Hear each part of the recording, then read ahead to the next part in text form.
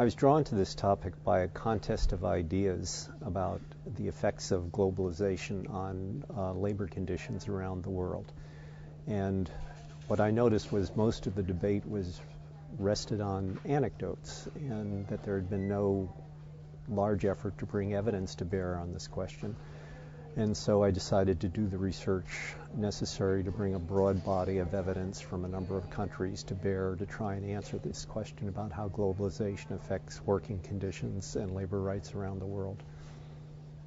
Yes, well, the oldest idea, the effects of globalization on labor conditions, really goes back to international trade theory, where in very brief form, the idea is that free trade leads resources to move towards their most productive uses. And when they're in their most productive uses, they have the maximum scope for monetary and non-monetary compensation. So the idea is the kinds of adjustments that go with free trade, while painful in the short run, lead to improved labor conditions in the long run. I should say that in recent years, that oldest idea has been countered to some extent by assertions that globalization sets off a kind of race to the bottom. And the assertion involved in most race to the bottom arguments is that as countries compete to improve the scale of their exports and to attract foreign direct investment, they will degrade their labor conditions. Well, I try to muster the evidence on the effects of free trade, on the effects of international migration, and the activities of multinational corporations on a set of working conditions and a set of labor rights. The working conditions that I focus on are the usual wages, hours of work, and measures of job safety. The labor rights that I focus on are the four labor rights that are currently stressed by international organizations. Those are freedom of association, non-discrimination, abolition of forced labor, and reduction of child labor. Oh, a long list of things. I suppose the broadest findings is at the end of the 20th century, which was certainly a period of expanded globalization, you find improvements in all measures of labor conditions, both working conditions and labor rights. Secondly, when you look at the data, you find that the improvements were greatest in countries that were open to free trade, and the levels and rate of improvement in conditions were poorest in countries that were closest to international trade, closed to international trade. The effect of economic growth is quite noticeable. Basically, all measures of working conditions and labor rights improve when countries grow. And this is important because the burden of the evidence is that countries that shift from closed trade policies to open trade policies grow more rapidly. So free trade has an effect on working conditions by stimulating the GDP per capita of most countries. Free trade also has an additional effect on labor rights. That is, in addition to the improvements in labor rights that come through trade's improvement of GDP, there's some somewhat mysterious additional effect in improving these rights. Another finding, another finding pertains to international migration. Here the evidence is mostly historical, particularly from the first wave of globalization, in which there were few barriers to international migration. The international migration, particularly across the Atlantic Ocean, that occurred then greatly narrowed wage differences between Europe and the United States.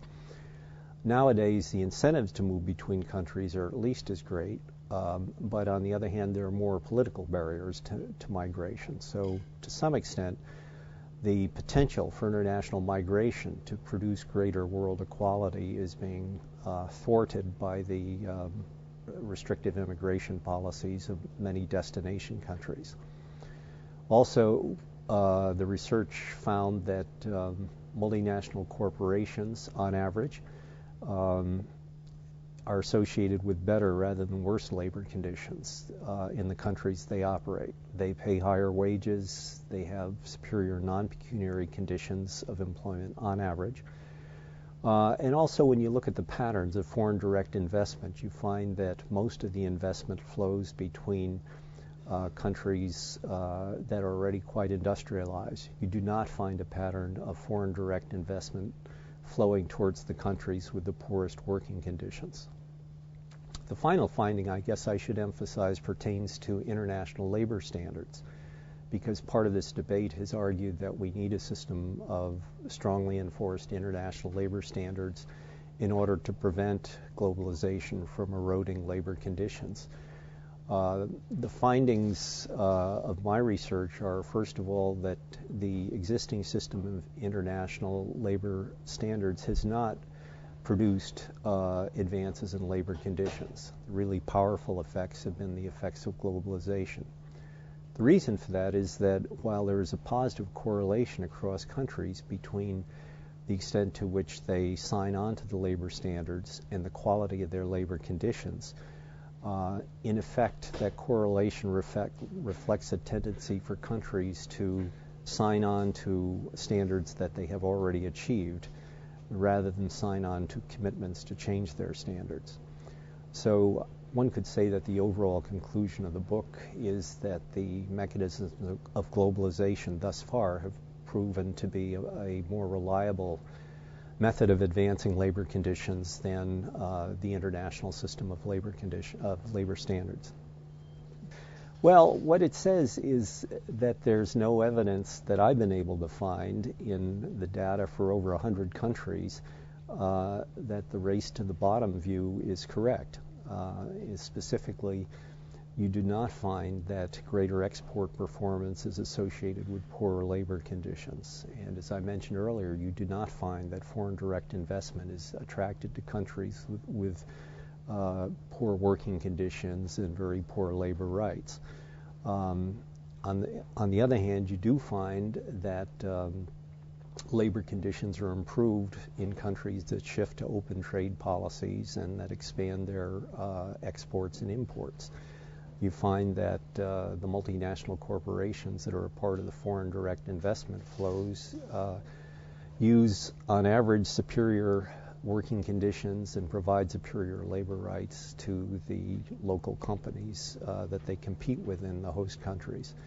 So what I get out of this is the original contest is that the older vision of international trade theory about how free trade would affect labor conditions seems to have the bulk of the empirical support. Well, two very interesting sorts of responses. Most of the economists who read it or discuss it with me says, well, every economist knows that.